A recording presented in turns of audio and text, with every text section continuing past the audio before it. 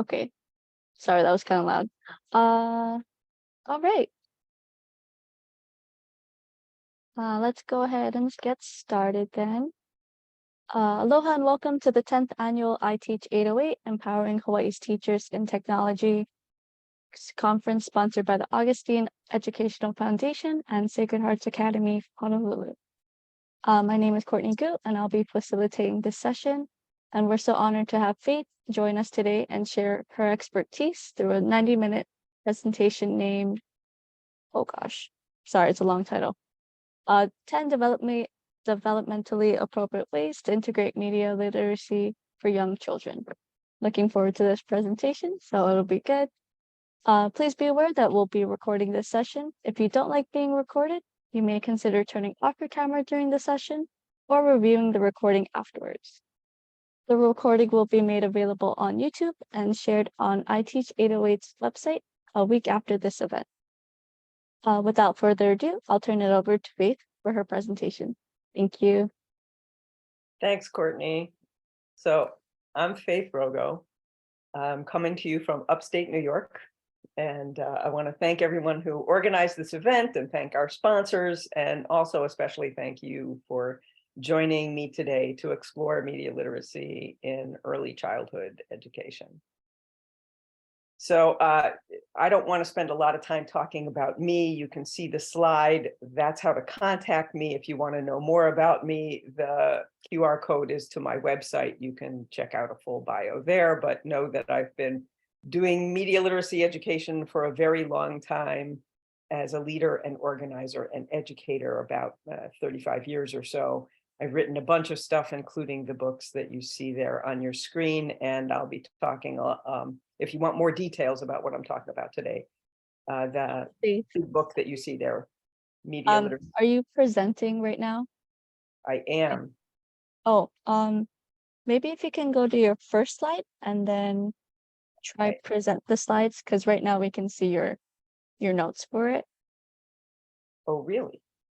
Yeah. That's interesting. Maybe if you click that play button from current slide, in the top left corner.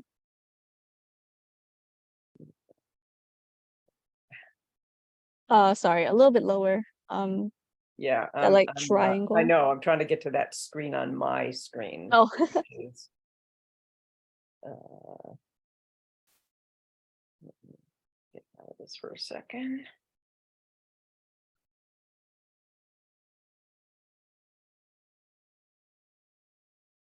So are you seeing the slides now, or are you seeing presenter view? You press the recording for the presentation. So if you can exit from this. Sorry, we're going to start over here. Okay. I'm going to share screen.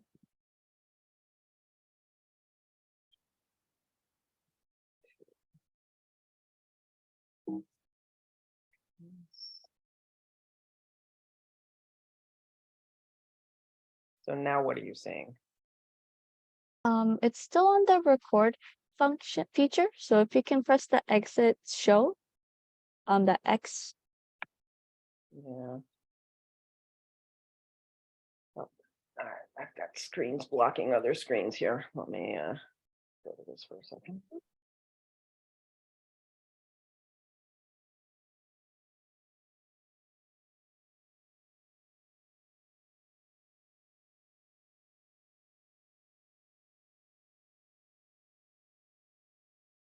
So are you seeing the slides now, or are you seeing presenter view? You press the recording for the presentation.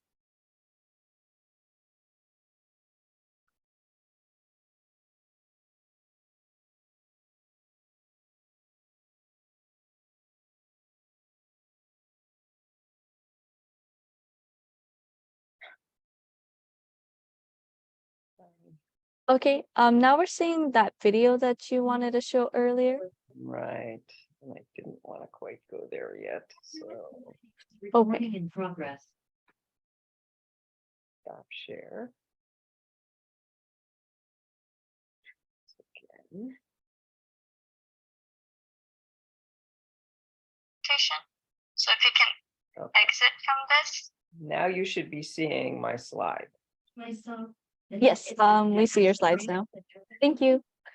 All right, so sorry about that. Starting this again, we'll see if we can do this. I just, by way of introduction, so you can see if you want more details about what I'm going to talk about today, you can see it in Media Literacy for Young Children, which is the big book on the screen there. And I want to start by saying, Feature. So if you can why press am the I exit hearing the show record? on the X. Oh, you might have recorded when you were trying to present your slides, so that's might be why you have that recording. I'm not too sure how you can turn that off though. No, I'm not. Well, we'll keep going. We'll see if it works. So there's no pre-scripted curriculum for media literacy. It's not like I can present an app to you and say, here, just use this and this will be media literacy. It takes an understanding of what media literacy is all about and then integrating into what you already do. So 90 minutes from now, you'll have a bunch of strategies and ideas and things for integrating media literacy into your practice, intertwined with the concepts on which media literacy is based, so you can create your own, because I'm not here to tell you how to do your job. I'm not in your schools, I'm not in your position, I don't know how to do your job in your circumstance.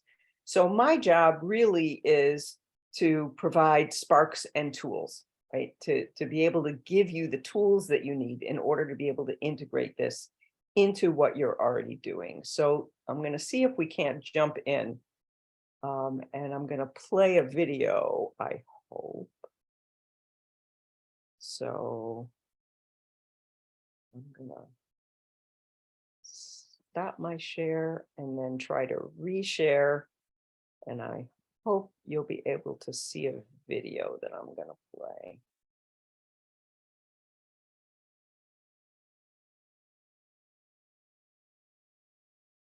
Seeing a video screen? Yep, we see it. Excellent. So just take a look at this for a minute.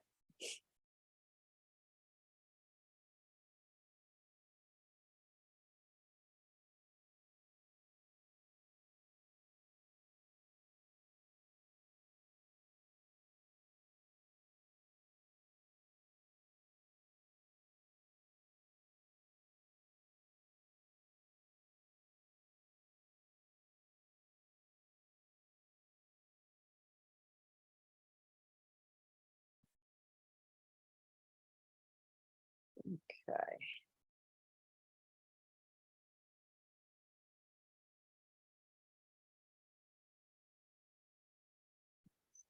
That share and try to go back to my slides now. Okay, there, you seeing my slides again? Yes, we do. You're all good. Excellent. Okay. So I like to start with this piece of artwork. It's by an artist named Patrick Hughes. It's from 2005. It's called All Out Mondrian. And this is what it looks like if you were standing in front of it, looking straight on. But as we just saw in the video, of course, if you start moving around and you look from different places, all of a sudden you realize that you're seeing different things. And I like starting with this because media literacy, like traditional literacy, is grounded in a sense of wonder and discovery and curiosity and creativity. It's fun. And the job of a media literacy educator is to help students explore all these different perspectives. So, you know, what you change, what you see changes depending on the perspective that you're looking from, right? Your point of view. So as media literacy educators, we aren't making meaning for students. Our job is to kind of help students see more. So if we oops. There we go. I don't know if you can see that little green dot there. So our job is kind of like putting dots on this so that students can notice more where they are, right? So they can learn to look for more. And once you know what to look for, then your brain can never see it the same way again. This is very much like reading, right? Once we learn how to read, you can never look at at print on a page and just see squiggles anymore. Your brain won't let you. Brain's default is always to want to make meaning. And so with media literacy, what we want to do is have that same kind of automatic. We never look at media the same way again, but what we want to be automatic is not necessarily the conclusions themselves, but inquiry and reflection, that we would never look at media again without asking questions. We want to get students to the point where inquiry and reflection are as automatic as reading print is once you've learned how to read print. And that's what this session is all about, is getting students to that automatic point. Because media literacy analysis isn't about showing children what they missed by pointing out what we notice. It's about asking them what they notice and then helping them build the skills they need to see more. That's what we're after. So this approach of focusing on the joy of discovery and parallels with literacy might be new to some of you. It might not be exactly what you expected. It is certainly more than just teaching with technology. It's more than media management. Media management is the rules we set to govern the time, place, and content on media devices. That's media management, right? Making rules about media use. And it's different than teaching about media dangers or wanting to teach cautions. So I want to explore that for a minute, because for a lot of people, it will be different. You might have been expecting me to start with, say, stats about how much kids are in front of screens and all the problems with media. And that's not really any more than we would start a literacy lesson with, well, you know, there are problematic books out there, right? We don't start media literacy that way either. So I want to explore this for a minute. Take a look at what you think this is, just for a second. A lot of people will say, oh, it looks like a claw, or it feels scary somehow. If I asked you how it made you feel, what you think it's about, right? If I change the frame a little bit, now what do you think it is? Did changing the frame change your interpretation of what you thought you were looking at? And for most of us, the answer is yes. Nearly all media makers use frame to influence the messages that viewers get.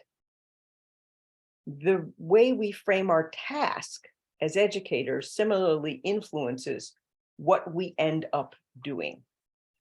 So, for example, right, media makers, if we could see everything that was going on, media would lose a lot of its magic, right?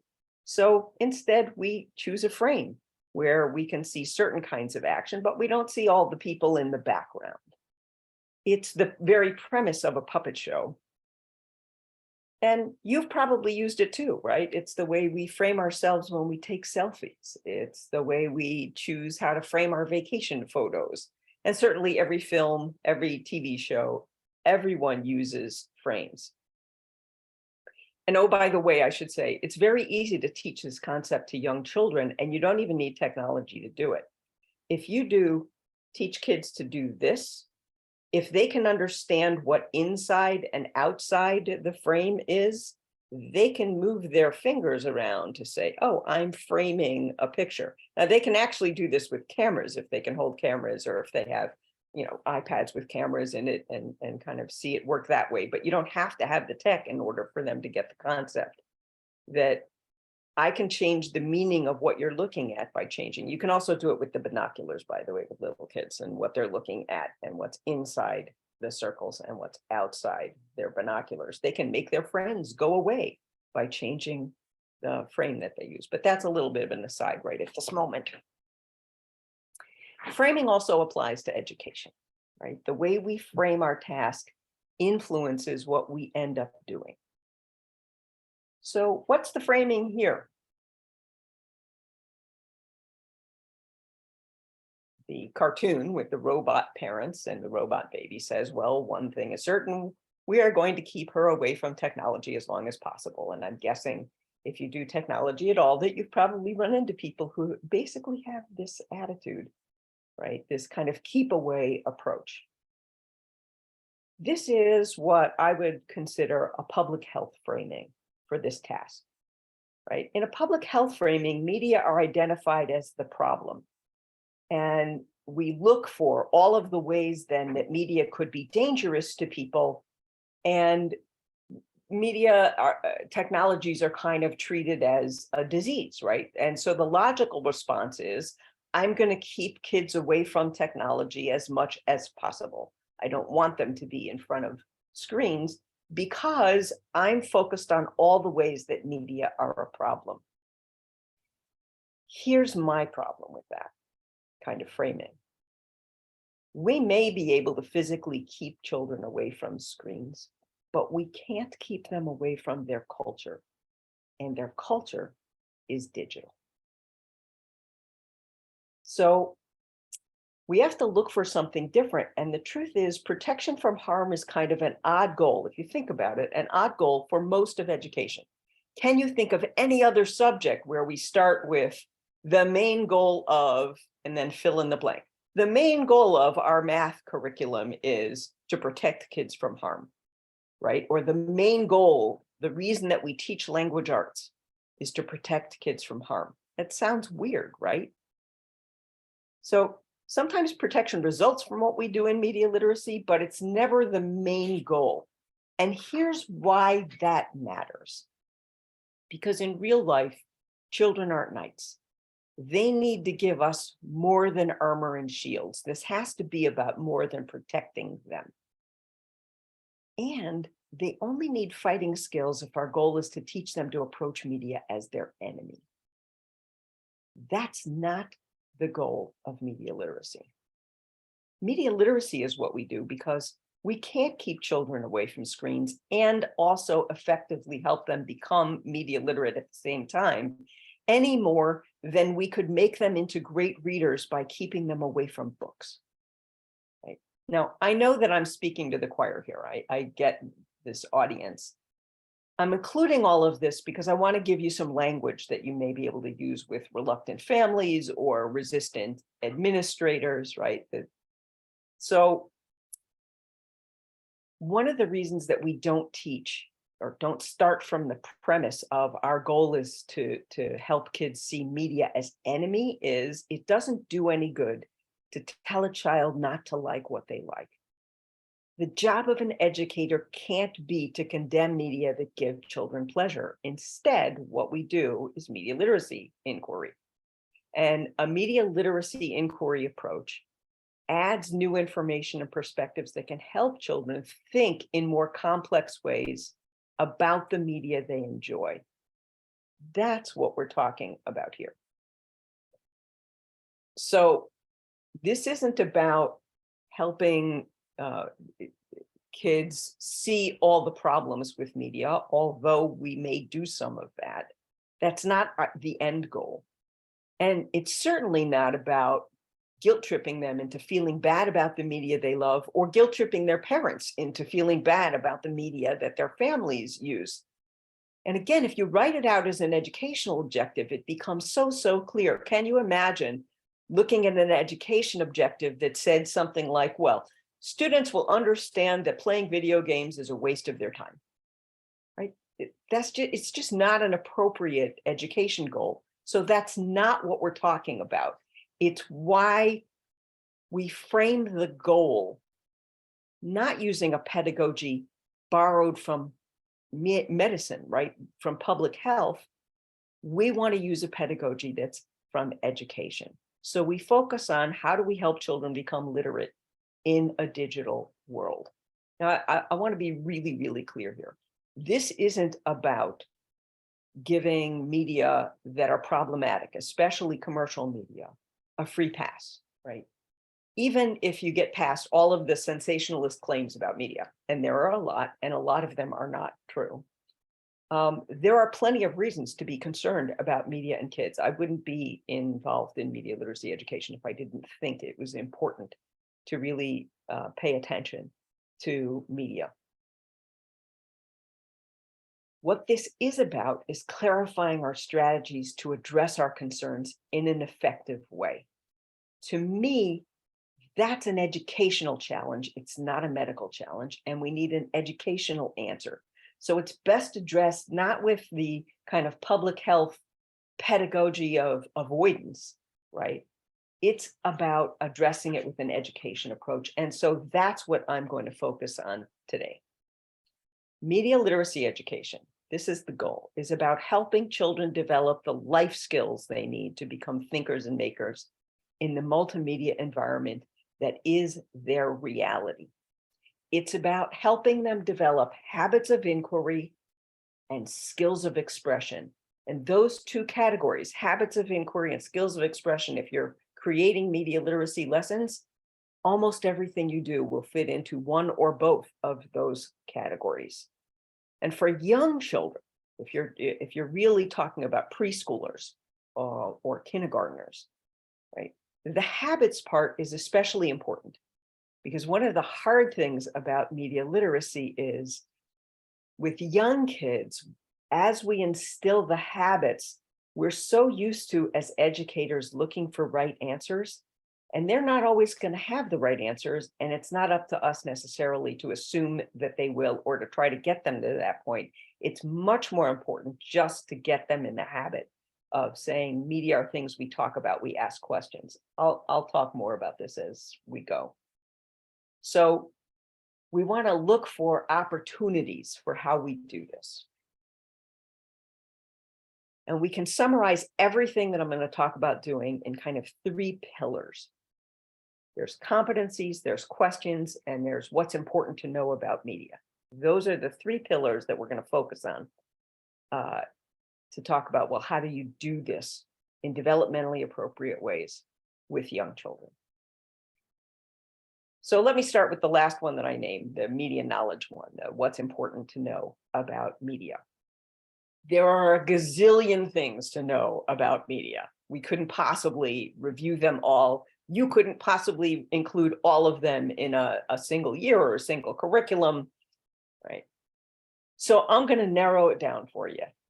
If you can incorporate these 3 things, almost everything else relies on these 3 concepts, understanding these 3 concepts, that all media are constructed, that media shape and are shaped by us, and that people use their individual skills, beliefs, and experiences to construct their own meanings from media messages. So let me spend a little bit of time on some of these. Let me start with the middle one. Media shape and are shaped by us.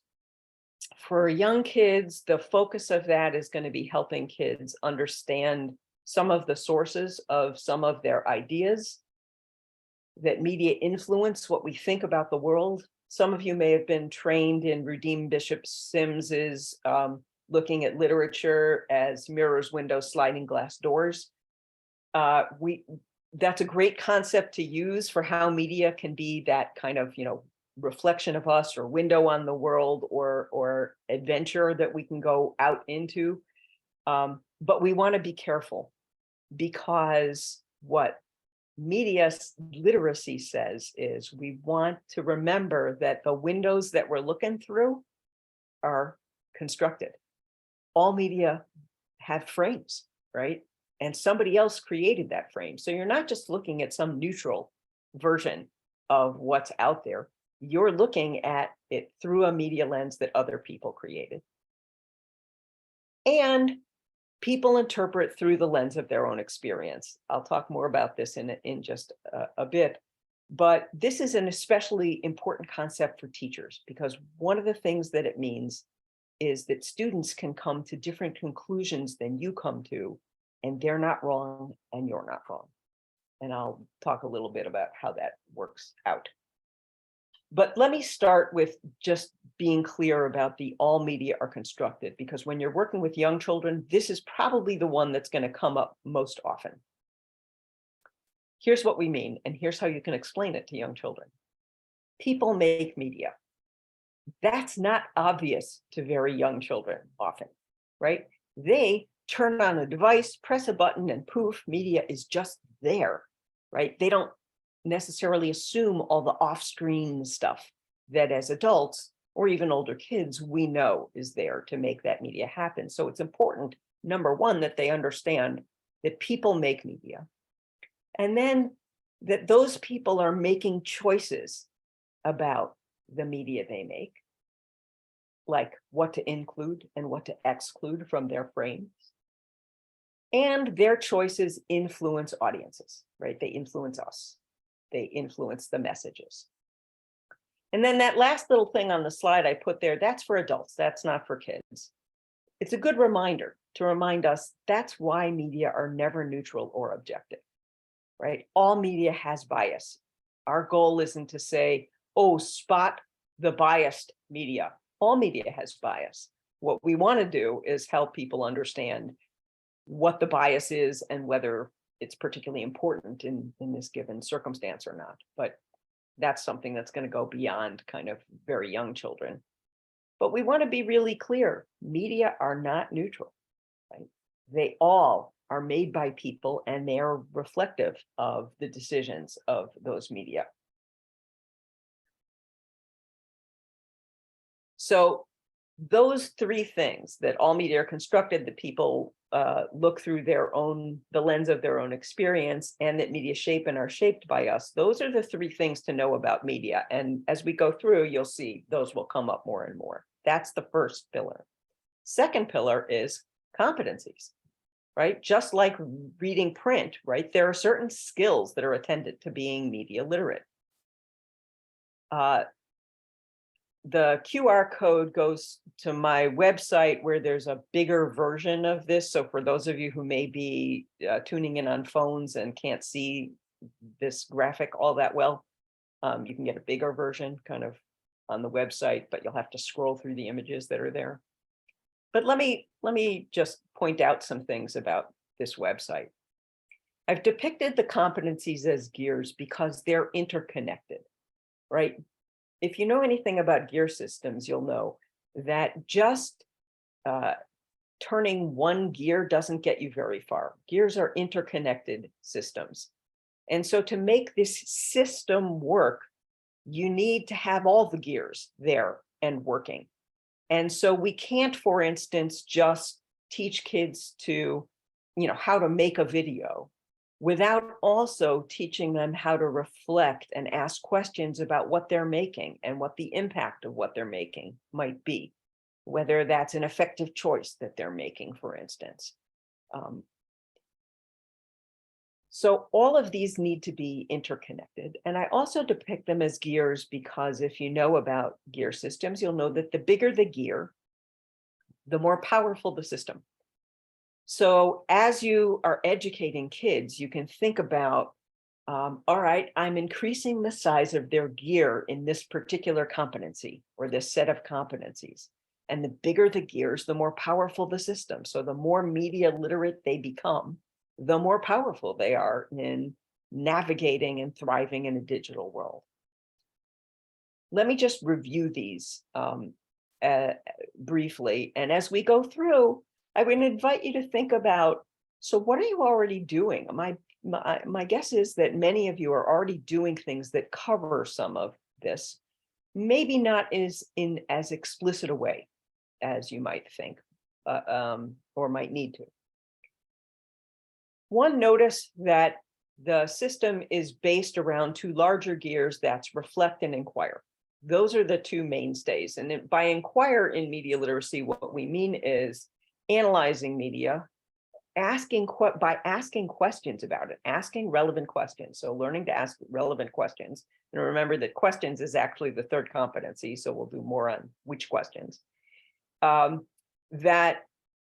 We also want to know how to find answers to those questions and credible answers to those questions, which kind of leads to the evaluate, which is over to the right of inquiry there.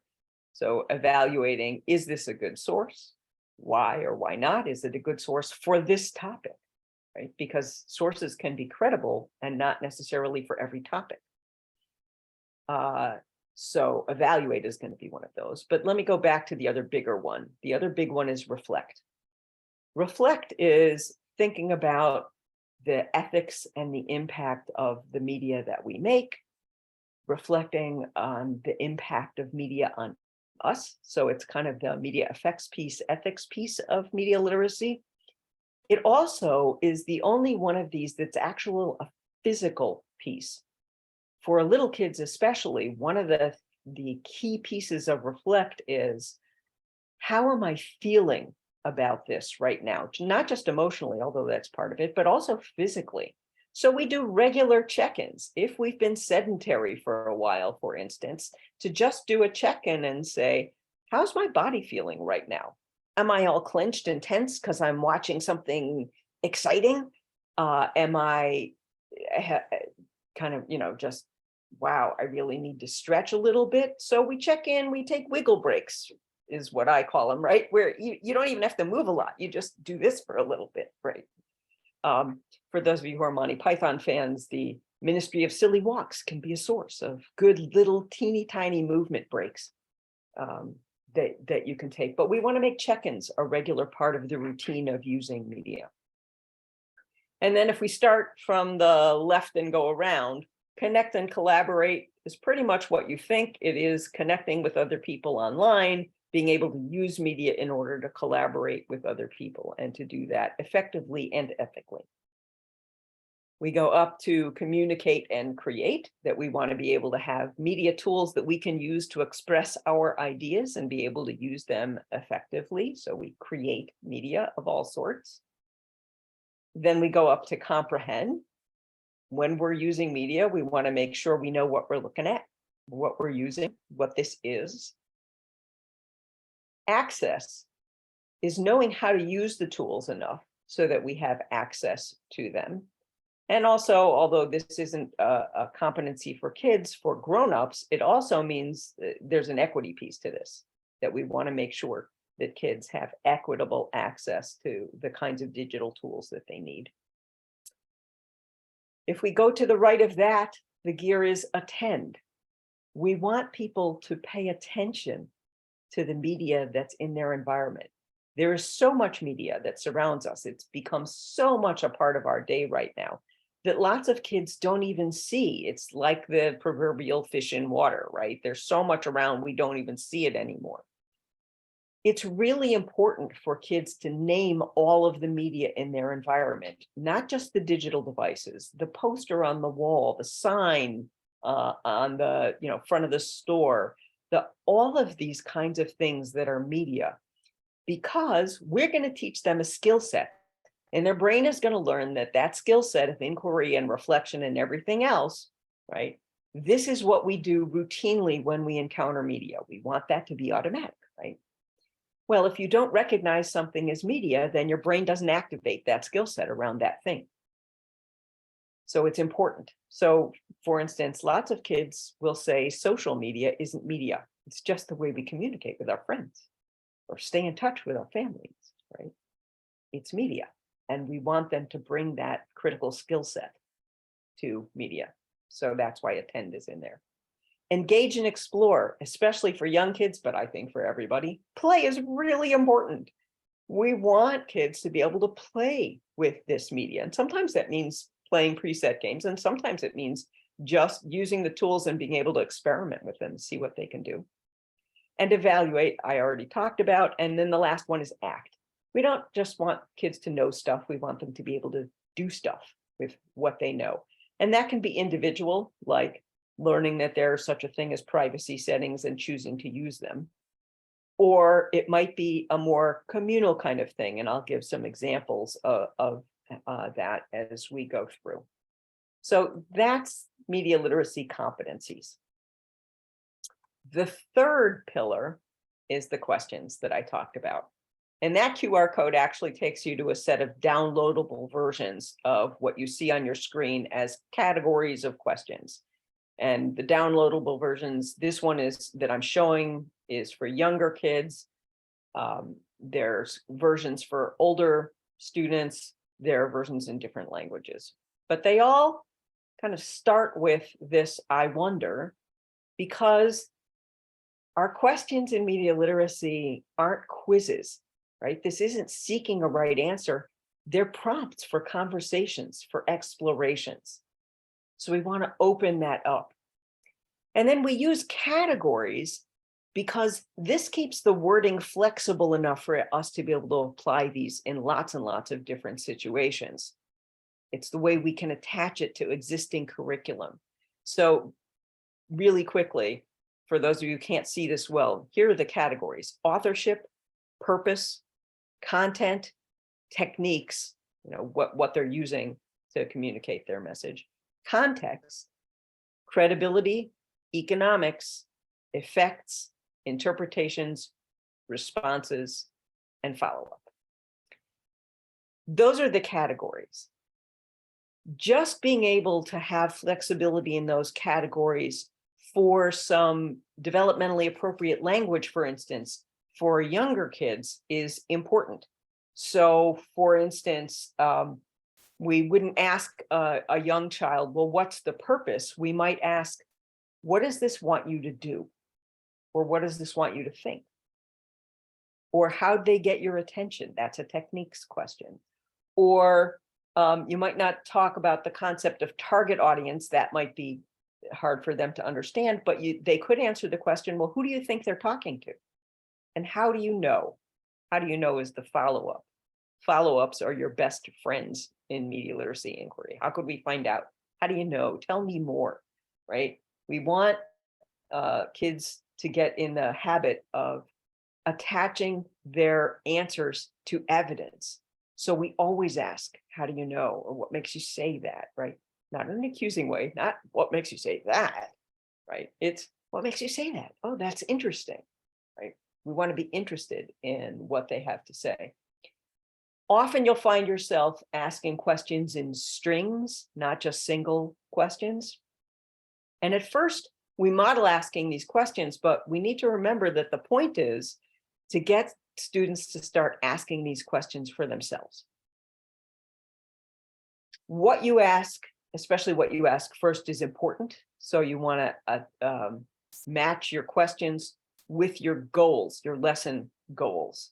And you'll find that certain kinds of questions match certain competencies really well. So for instance, a content question about, what is this, is going to be a really good way to lead into comprehension as one of the competencies. Or a credibility question, right? Should I believe this? Or why should I believe this? Is going to be really good for an evaluation competency, if that's your goal. And we ask these questions both when we're analyzing media that other people make and when we make media. And I'll run through just a very quick example here of how this works. So I could show this and I might say, what are we looking at? That's a content question. Pay attention to the form of these questions, because this is why we don't teach people just to, here's your list of questions, memorize these questions and ask these. It's why when we're teaching teachers how to do this, we look at categories of questions. So I might ask, who do you think made this? That's an authorship question. How do you know? That would be a follow-up question. Have you seen anything before that helps you interpret this? That's a context question. We can help kids notice patterns or pay attention to their prior knowledge, draw from their prior knowledge. If I wanted to ask an interpretation question, I might ask, in one word, what's the main message? And how do you know? And it is interesting that when I do that, if we were live here and really engaging in all this in the chat, some people will say, well, it's the message is about friendship, or the message is about we're all a team, Or some people will say it's a message for pride because they notice that not only are there rainbow colors there, but they're in a particular order that resembles the pride flag. Or they'll say friendship because they're holding hands, right? Just like when we would see, have you seen anything before, that many people will recognize this as Sesame Street, and indeed, this was a social media post by Sesame Street for Pride Month. I might ask, what does this want you to think or do? That's a response question. Is the message connected to anything else we've been learning? That's a content question. Is this something you'd want to share? Why or why not? That's a response question. So you begin to get the idea. I mean, having 10 categories of questions feels like a really lot to learn all at once, but in fact, they kind of come naturally. You'll find yourself asking in multiple questions very often. The reason that approaching this as inquiry is so important is because of this notion of everyone interprets through the lens of their own experiences. So rather than starting with telling kids what we think they should see in a media message, we want to ask them what they're seeing. What do you notice about this filter? Well, if you really looked at it, you probably notice two things. One, that it makes the sidewalk and the grass a little clearer. And two, that it flips them, it reverses them. So what we learn from this little thing is that filters clarify and distort, sometimes simultaneously. Everyone operates with both a lens and a filter.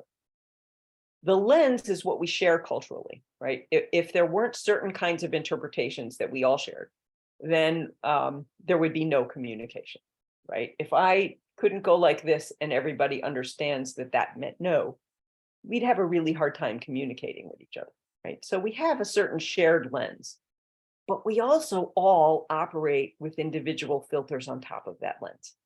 And those filters are made up of all kinds of things: our past experiences, our culture, our race, our religion, where we live, what we've already learned, or our skill set, our personality. All of these kinds of things go into our filters. Because we know this is true, that everyone interprets through this lens filter kind of combination, we know that it's highly likely that people who are different will interpret the same media differently. This is critical for teachers to remember, because no matter who you're teaching, if you're working with young children, I mean, you may or may not share their race or their culture or whatever, but I can guarantee you the biggest difference, no matter what other differences may exist, the biggest difference between you and your students is age. A 4-year-old, a 5-year-old is not going to see things the same way that you see them. So it's really important that we take this inquiry approach where we're asking them what they think, what meaning they're making, instead of assuming, because they often surprise us. So media literacy inquiry isn't about convincing somebody they're wrong and we're right. It's about letting evidence be our common ground, right? You can't just think anything. You can't look at the picture of a square and say it's a circle, right? No, we have certain kind of common ground that's important, and we work from actual evidence. But as long as you can give evidence, it's not about saying you're wrong and I'm right, or trying to convince somebody that they're wrong and you're right. Instead, then, what we're using the inquiry for is to learn about each other. Isn't it interesting that you saw that and I saw something different? We don't all have to agree. In fact, in media literacy, we expect that other people won't agree with us. However, as educators, oftentimes we assume that there's shared meaning, and sometimes that can get us into a little bit of trouble. So for instance, if I asked you what this was, this picture, some of you would probably say it's a bug, some would say it's a ladybug, some might say it's a beetle, some might say it's an insect, right? And that could all be just fine, except that this is actually the picture on one of those alphabet set cards, right? And what they want you to think is I is for insect. But imagine that you never talk about the actual pictures on these cards. And the kids, especially kids who may not have English as their first language, so they may have a totally different name for what this is. It could be very confusing if they're insisting ladybug, I is for ladybug, right? Imagine the problems that we get into. So we can get ourselves into trouble when we assume there's shared meaning and there's not. So for example, we might use this emoji to mean somebody's on fire, meaning they're really great, right? This is a really hot idea, or this is a really hot person, meaning they're really attractive. But imagine students, say, who have just experienced a fire drill, and now you come in and you show them this. What do you think they're going to think it means? They may know the same meanings you know, or they may interpret it differently. So I can't stress enough how important it is to talk about the pictures. Sometimes, for instance, when we introduce books, we talk about the story, meaning the words, we forget to talk about the pictures, and kids are making meaning from those pictures, and they may not be the meaning that you think they are making. So we've covered the background and the 3 pillars of media literacy, the media knowledge, the competencies, the questions. Now let's move on to, I promised 10 specific ideas, so here's the 10. First, change your routine so when students ask you questions, you're not answering first, unless it's a really obvious question. I mean, if a student is asking you where the bathroom is, you're not going to say, oh, well, I wonder where the architect would have put the bathroom in this building. I don't know. Let's think about that and let's find out. No, you're going to tell them where the bathroom is, right? But very often students are asking questions and your best first response is going to be, well, how do you think we could find that out? Because part of media literacy is learning how to find the answers. And so you can help model for them how we find answers. So that's part of it in terms of the way that we handle student questions. Another way is to keep track of their questions, have a way that they can post questions and have everybody come back and consider them later. So this is a version of it using what you see on the screen. There is a screen from a VoiceThread application. You can use VoiceThread or you can use any other application that allows students to comment on a single thing that they all can see. In this case, these are actually kids who were, this was a question posed by a child. Wonderopolis.org is a really good source for such questions. But so do they really need cows? Here's what's important to make this media literacy and not just using VoiceThread or an app. Right? This is a question that actually has an answer and some evidence-based answers that are real. Do we really need them? Well, you'd have to really think about, well, what do people do with cows, right? Why do we have them? So this isn't just about kids giving opinions, right?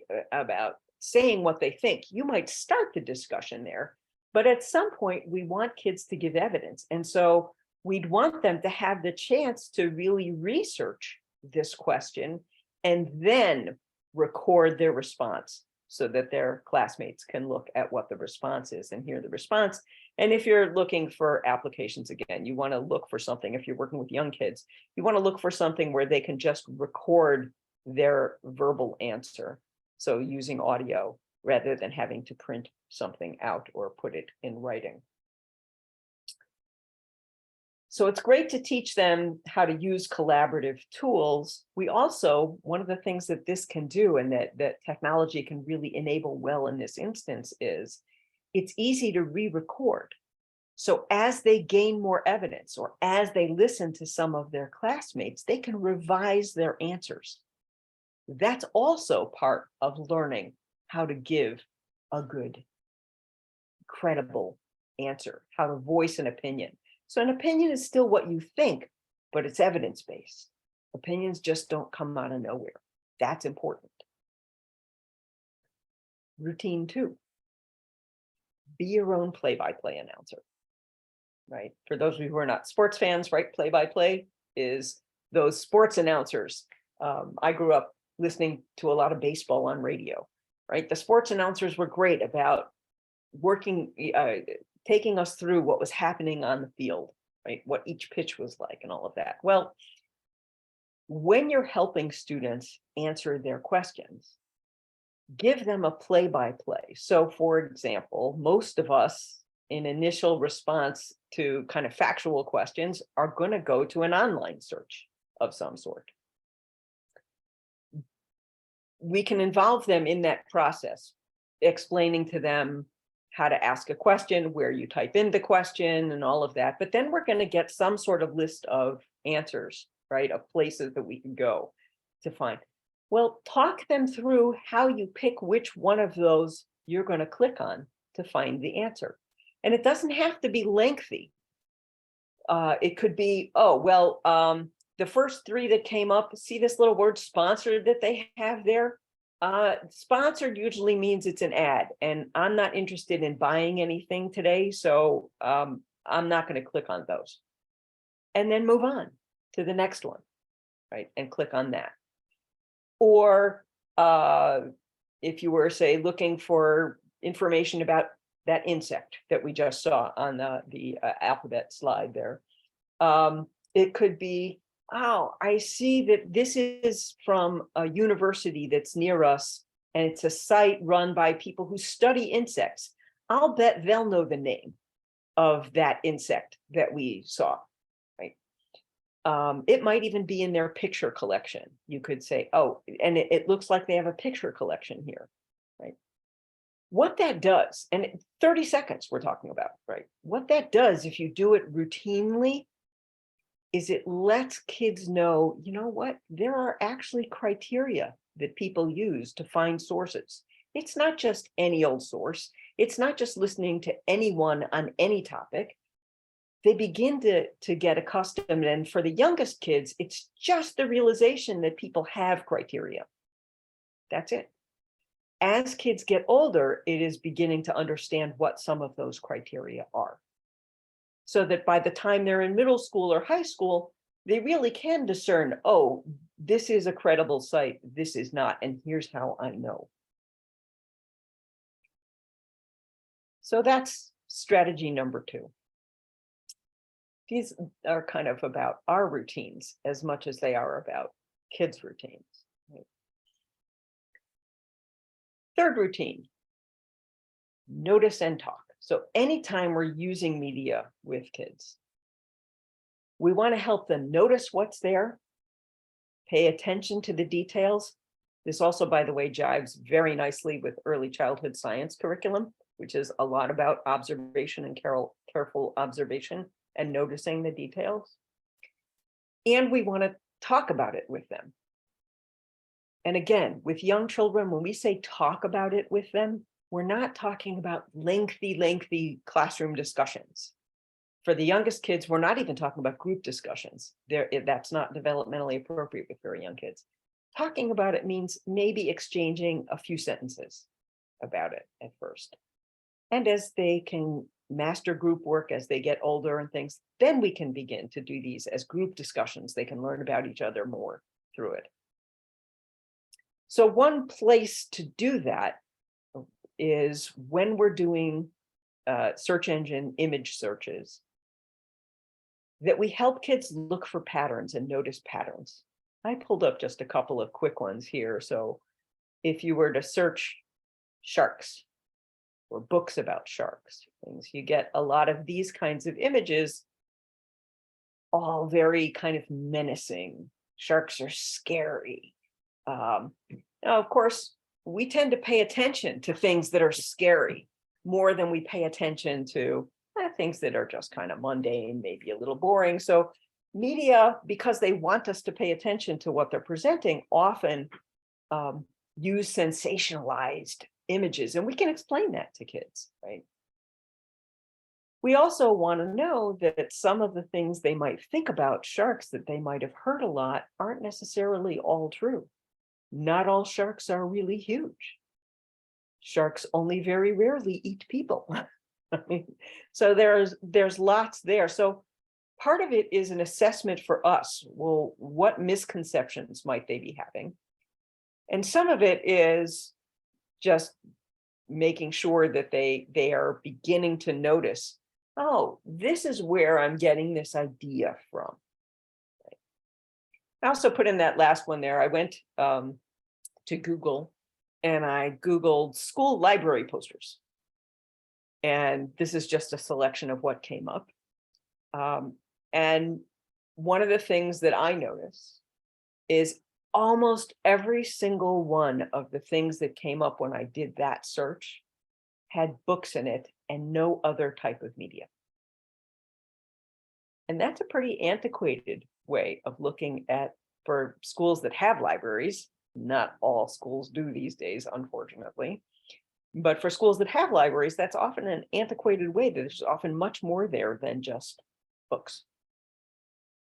But you'd never know that from just this image search. It tells us something about kind of society. And of course, you can invent your own searches. You can search about anything.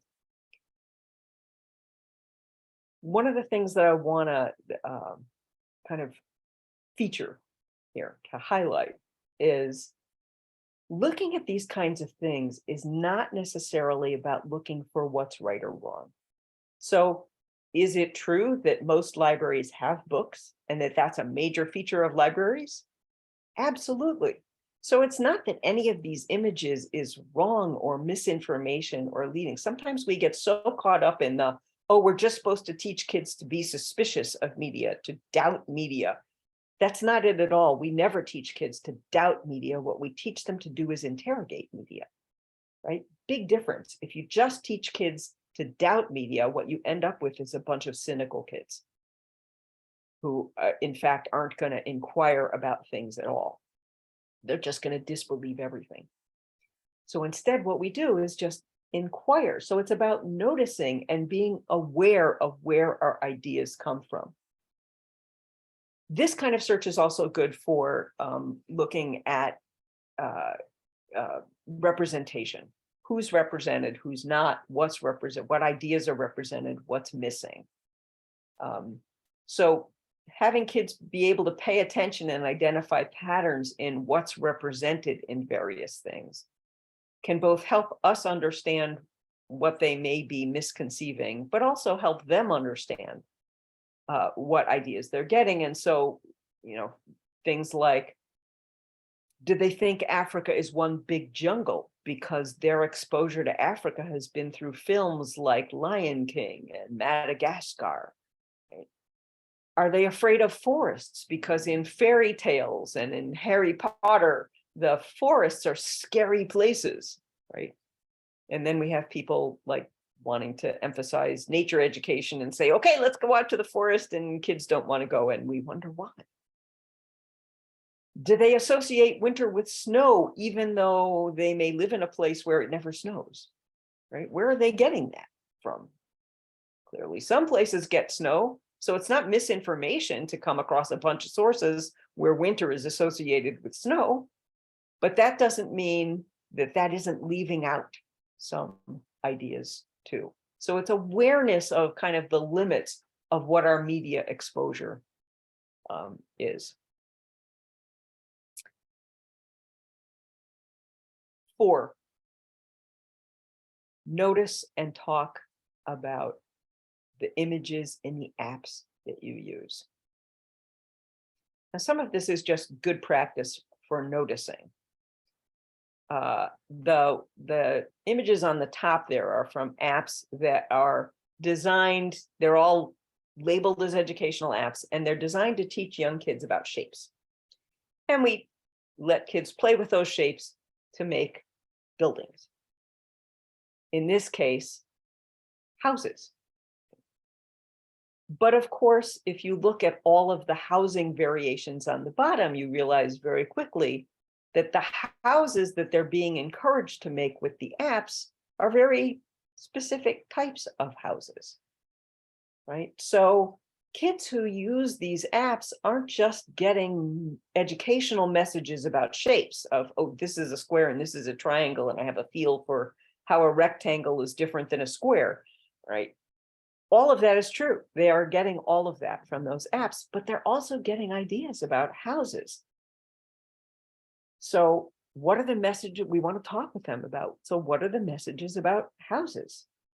What surroundings are available or not available? I mean, in these cases, all of the houses are suburban houses. They seem to have lawns and specific kinds of trees, right? We don't see depictions of houses that are on water. We don't see depictions of homes that are on beaches where there's sand or up in mountains. So we want to begin to, we can ask kids what's missing. That's a hard question for young kids, unless what's missing is obvious in their own lives. So if you're using this and you're doing it with kids who live in mountains, right, they can notice, oh, there's no mountain there, right? Or if they live in a very different kind of house, they can begin to say, well, I want to make a roof like this, and there's nothing here that lets me do that. Or we can do compare contrast, which is included in most curriculum in the country in early childhood. Is this similar to or different from where you live? So it's not that what the apps are presenting is wrong or bad, it's just maybe different from where they live. And they can just accept that. It's like, okay. Where it becomes a problem for us, and it's our problem, is if all they ever see in terms of housing, if all of our media images of houses are like these suburban houses, typical for Western countries, right? Then they're missing stuff, right? They're not learning about the world.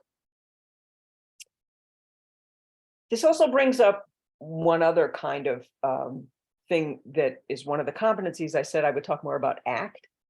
So let's say kids were noticing all of this and they wanted to build different kinds of houses. And the app that they were using didn't let them build different kinds of houses. So they might decide, you know what, we want to tell the people who made this app that they need to add different shapes. And maybe we want to suggest to them 3 or 4 new shapes that they really should add to this app.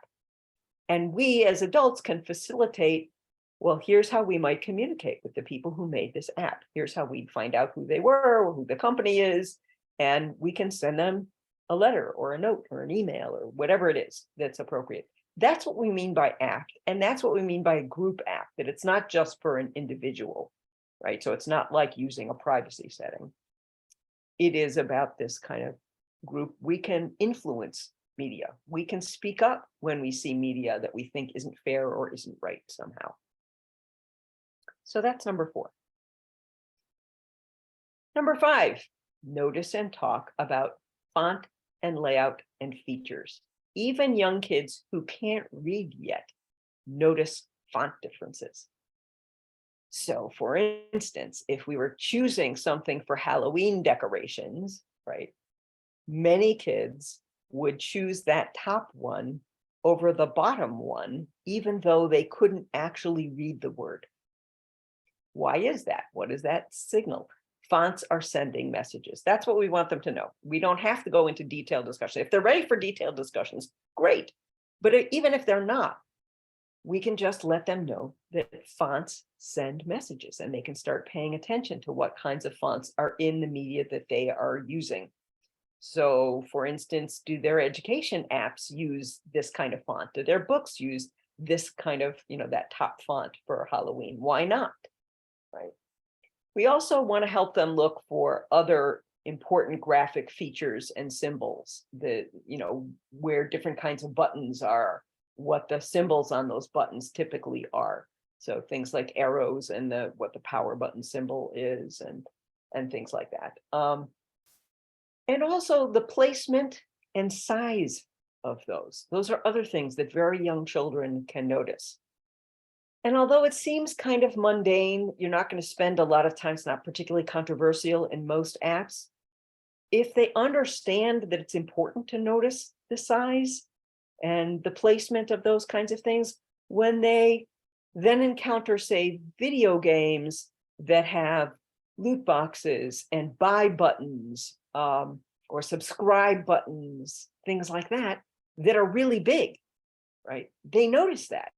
Oh, why would they make that button really big when the other buttons are really small? And then they can begin to get into, we can have discussions with them about motives of some media makers and why they do what they do. So keep in mind that as we look at these things, this is about practice and habits.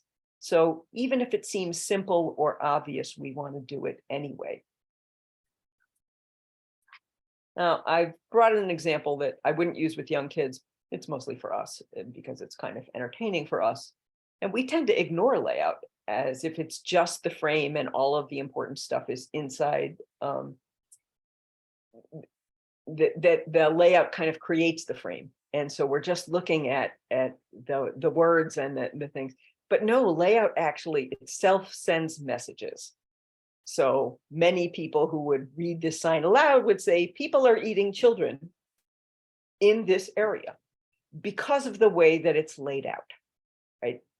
This also helps kids understand that media are constructed. Someone made this sign. Someone made that choice to lay it out in this way. Why might they have done that? As older kids get used to this, we can begin to ask them other things. Is this an effective sign? Why or why not? Or just what do you notice? If they're really good at doing this kind of inquiry stuff, right, then just what do you notice and let them notice it. And as kids get older, we can begin to look at a picture like this and say, well, what do you notice about capital letters if they haven't pointed that out? So let them, play with or really comment, think about the graphics and the layout.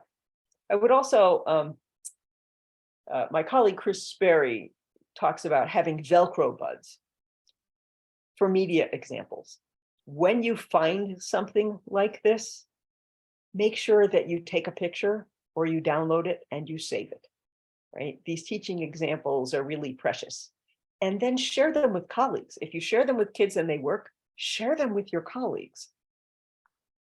So keep those buds, those Velcro buds for media examples, always activated. Number 6, notice and talk about the media while you play games. There are lots of things to talk about with games. If their kids are making avatars, what can they customize? What can't they customize? What can't be changed? What's left out, right? If you choose to be a boy character, can you only choose short hair? Can you only choose legs, or could you choose to use a wheelchair? Or rocket jet feet, or whatever it is, right? So help them notice that. You also can teach them to evaluate the values of a game with one really simple question is, what do I score points for? This is a good way for us to evaluate good educational media too. There are lots of supposed educational media where, say, like an app that's supposed to teach letter sound correlation, but when you get it right, that's not the only thing you earn points for. Or you don't earn points for that at all somehow, right?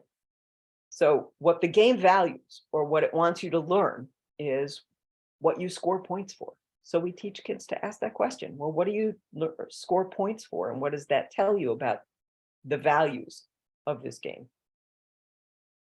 Or again, we can look for questions that deal with representation, like, do the villains look like me? Do the heroes look like me? And although I'm going to talk about making media in a minute while we're here and talking about games, for games that are putting together environments or creating your own cities or creating your own worlds, like Minecraft for young kids, talk about labeling things with signs or flags, right? Those are also media. What would we want to indicate if we were going to put a restaurant in our world? What would let people know this is a restaurant? What would we want on that sign? How would we design it? Why would we design it that way? Or if we're creating our own little world and we want a flag for that world, what do we put on our flag? Flags are symbolic. What symbols do we want? What do they represent? So there are all kinds of things that when we start talking about media, there are all kinds of components, whether we're making media or just talking about media that we're using, where we can explore the media that we're using with kids. Even the equipment itself. If you have a one-to-one laptop program, for instance, and they put name tags on their devices, right? That name tag can become an example of representation. What would they put on the name tag besides writing out their name, especially if they have a name that's shared with other classmates? What do we put on the name tag that would let people know it's theirs? Those are issues of representation. And, you know, you might get interesting conversations for things like, so maybe 4 of the kids all like Spider-Man, so they all decide to put Spider-Man stickers on their device. Well, you can talk with them about, well, okay, lots of people like Spider-Man. Is that a good choice for you to make if your purpose for putting this on isn't just decoration, but really to tell that this is yours, not just saying something about you, I like Spider-Man, right? But telling other people, oh, this is mine. What would tell them it's mine? And it, you know, they might make other decisions. They might stick with the Spider-Man sticker, but say, well, but I'm going to put them on upside down. And everybody will know that mine is the one with the upside down Spider-Man sticker. So it's less about, oh, there's a right answer to this, and more about opening up this world. This is what we mean when we say media literacy can be fun, and it's about exploring and creating and being creative. Number 7, just in case, some of you might not know what this is, but if you've been trained in KWL, I just wanted to introduce this. KWL is a method of kind of lesson planning and engaging with kids, where we ask, what do you know? What do you want to learn? What did you learn? Right? That's the frame that's used. Well, you can modify KWL to make it media literacy, and here's how. Not just what do you know, but where do you know it from? Not just what do you want to learn, but where are you likely to find credible sources that can answer your questions? And not just what did you learn, but which sources were the most helpful? Very simple modification. So sometimes what we're talking about when we're talking about integrating media literacy isn't wholesale new projects, everything new. It's about tweaking, looking for the places where you can tweak what you're already doing. And number 8, this is a big one, especially for young kids, making media. There is no better way to help kids understand the concept that all media are constructed than by having them make media where they have to make decisions and they get to talk about those decisions. So it's not just making media. It's not just learning the tools and which buttons to press to make certain kinds of media, whether that's media art or video or recording a podcast or recording their voices or whatever it is. Whatever it is you're making with kids, the important part of it for media literacy education is that they are making choices and they can explain those choices, that they are making decisions. They can talk about those decisions. Very young kids aren't going to do group projects, right? They're not going to be able to talk about with their peers what decisions they're making. But slightly older kids can begin to work in groups and make it collaborative. And if they have to explain their decisions to each other, that's where media making can become incredibly rich. So let me just talk about kind of some of the ways that this can manifest. I mean, you can see the kinds of things on the screen there that I put that you want. So if they have to plan what they're going to do, you know, what I'm going to take a picture of something that's interesting, and so I have to plan that picture or think about what it is I'm going to take in order to communicate what I want to communicate. That they're in charge of the decision making it as part of a group, as part of a cooperative effort, if that's developmentally appropriate, that they understand who they're making this for, because their decisions might change depending on who the target audience is. A really silly picture of a friend might be great if they're making it for peers. It might just be confusing if they're making it for their grandmother. That they're thoughtful about where to share this. That the same picture that their friends would think is silly and is all in good fun is, but if it were out in the general public, it might actually be embarrassing for somebody. And we want them to think about those things. We want them to, for instance, get in the habit, if they're going to take pictures of people, of asking for permission to take those pictures, or asking for permission before sharing those pictures.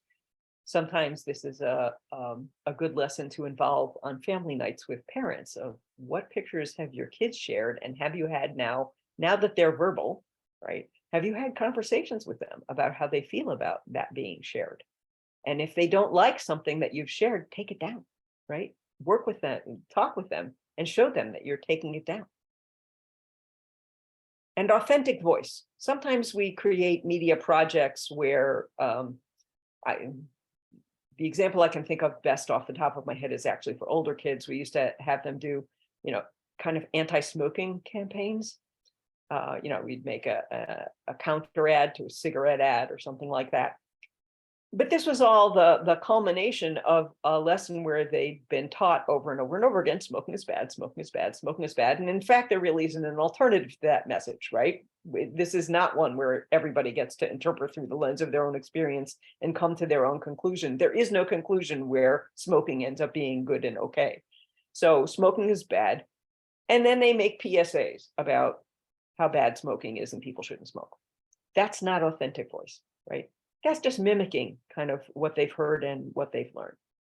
What do they want to communicate? What do they want to talk about, right? Letting them choose some of the projects. So we want to have some combinations of those. This isn't every project would include all of these. We want to give them lots of opportunities to make media in diverse ways and to do all of this.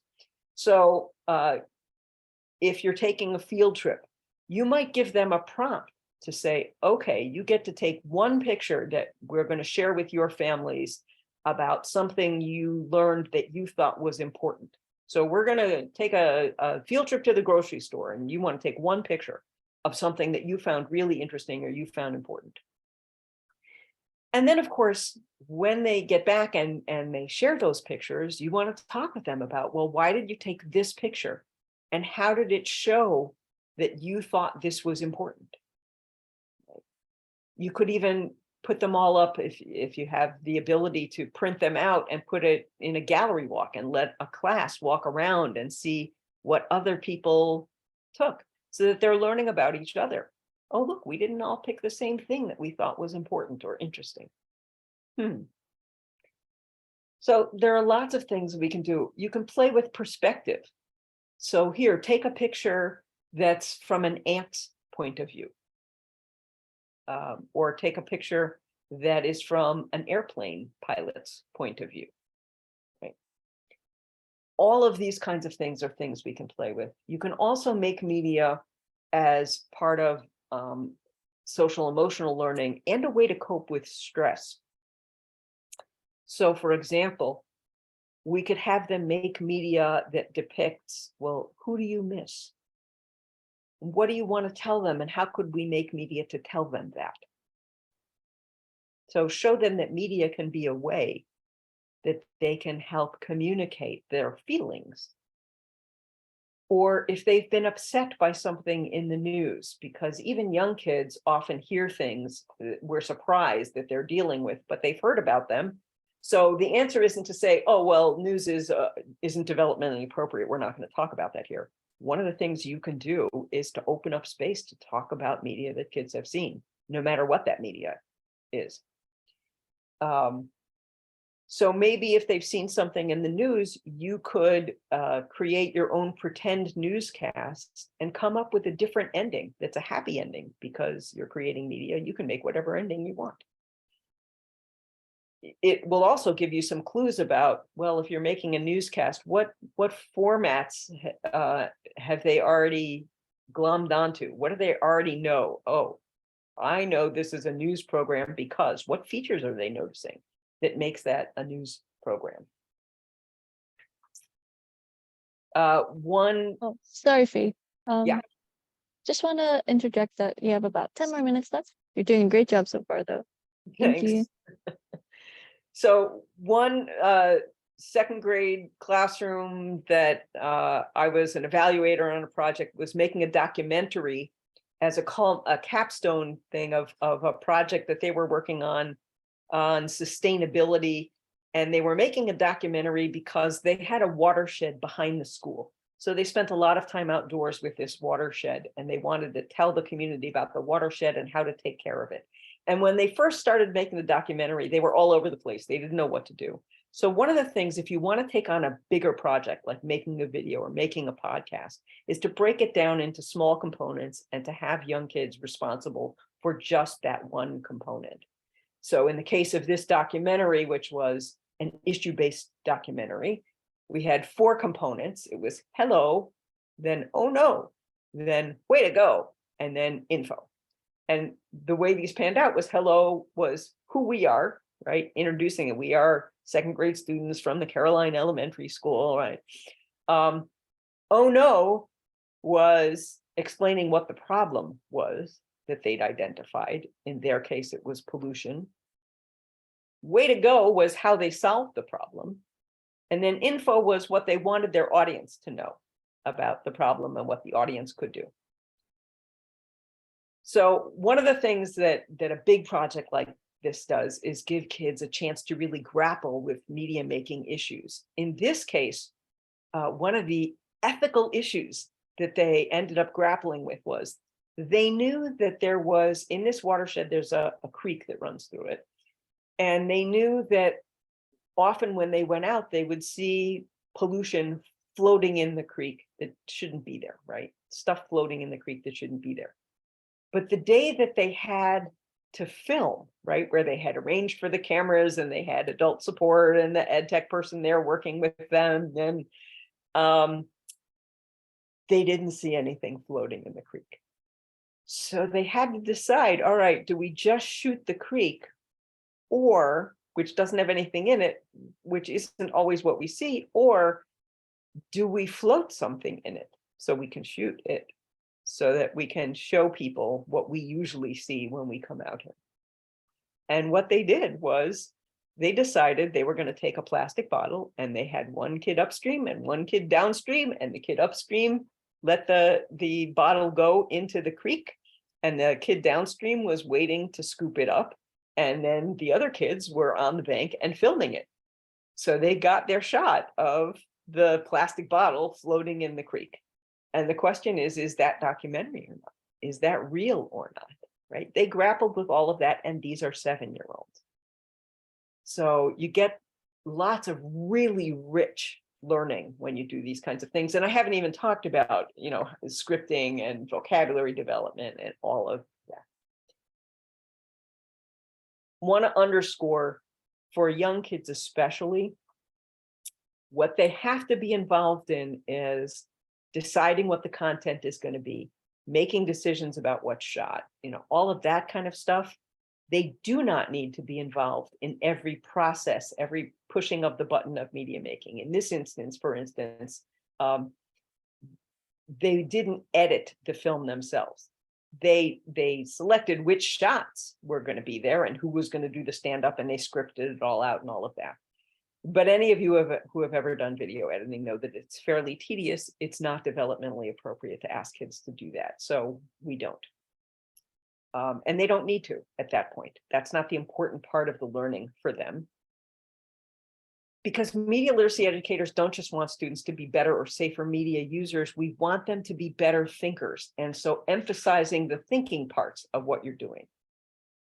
Now, also making art, natural frames. If you're drawing a picture, whether that's on a screen and using digital apps to make art, or whether you're doing it a hard copy, we can pay attention to things like sound.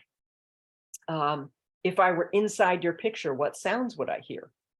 And apps like Book Creator are great for this because they have the ability to put something on the page and then record audio associated with a specific thing on the page.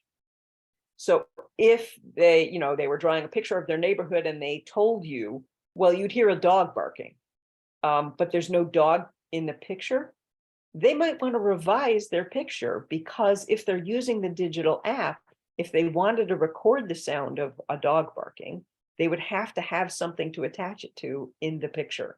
Here's how using digital technologies can enhance this learning and enhance the experience in a way that just doing it hard copy, which is valuable learning, but it's not the same. It doesn't give us as much opportunity. We can use the frame. What would you see if you looked to the side, or if you looked up, or if you looked down, to help make them more aware of frames. So talking with them about the media that they're making is going to be an important way to deal with this. And it helps them see themselves as media makers. We can let them play with the digital tools. One of the games you can play, for instance, is recreate this shot, or create a shot with a particular kind of angle, right? For little kids, they can start by looking at examples and small groupings of examples.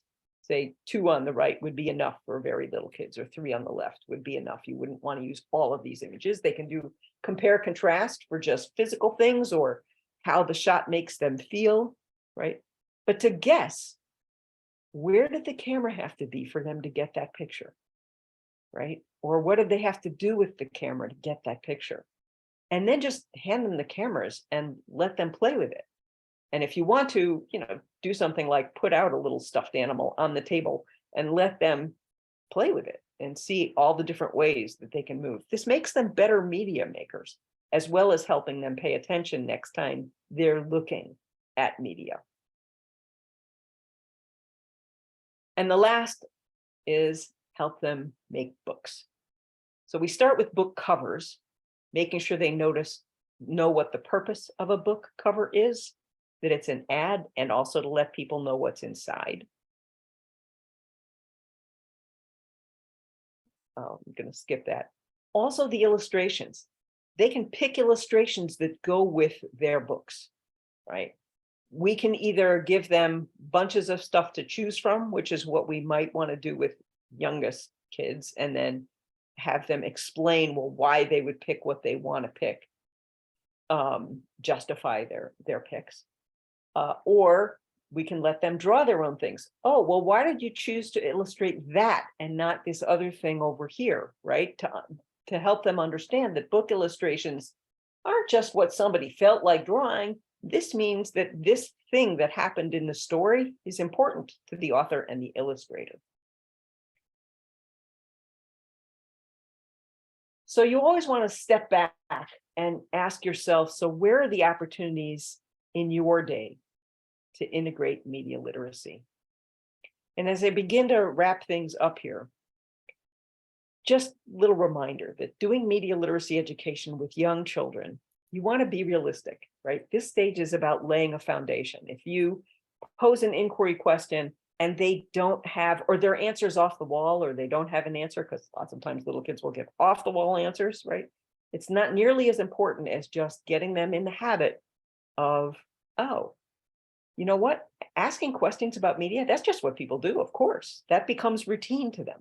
So answers are far less important than the habit of the asking and answering with evidence. Break complex tasks like media making into smaller components, and find developmentally appropriate language. The more concrete you can make something, the better off you are. My final thought is teaching media literacy is like using a kaleidoscope. There's a fixed set of skills and knowledge that you can turn and jiggle into an infinite variety of intriguing combinations.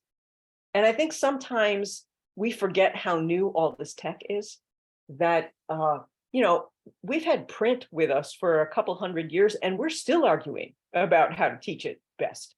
So give yourself a break that we haven't solved all of these questions and issues yet. I mean, all of this technology is relatively new. Almost none of it is even 15 years old yet. And it's changing. It's continuing to change every day. So feel free to experiment. Take chances. Not everything that you try is going to work, and that's okay. Then you'll come back and you'll try something else. I would love to hear at some point about what you're doing and what you experiment with. I'll put my contact info up at the very end so you can see it again. But I want to leave you with this because reflection is so important to media literacy. That you might want to synthesize what you've heard today with these 3 questions. Think about one new insight. One moment. That's, something I need to think a little bit more about. And then one thing that you want to try, that you want to experiment with, and set a date, right? To say, okay, here's where in my curriculum, here's where in my day that's going to fit. Because it's easy to go to conferences and get all excited and hear lots of great things. And then, you put it away for a couple of weeks and you don't do anything. So I'll end by saying thank you so much for spending time with me. Do feel free to get in touch. I would love to hear about the work that you're doing. Have a great rest of the conference, and thank you. Great job, Faith. Thank you for that presentation. We're just going to go ahead and read a quick little thing for the end here, and then we're all good to wrap it up. All right. Thank you everyone for joining this presentation. Thank you to Faith and everyone's participation. We hope you found this session helpful and made some valuable connections. And special thanks to our sponsors, Sacred Hearts Academy Honolulu and the Augustine Educational Foundation for making this conference free for the past 10 years. Please help us to complete the survey on the website, iteach808.com, so we can continue to receive grant funding. I will add that link in the chat here. If you have time to fill it out, that'd be great. You will also receive a certificate of participation after completing the survey and automatically enter to win one of 10 $10 Target gift cards if you complete the survey by February 4th. The survey will also be sent to the email address that you registered with. So please make sure to check your spam folder from any emails from iteach808hawaii@gmail.com. Thanks for being here today, and feel free to join any of the other sessions coming up. Have a wonderful day. Again, great job, Faith. Thank you very much. Thanks, Courtney. Mhm.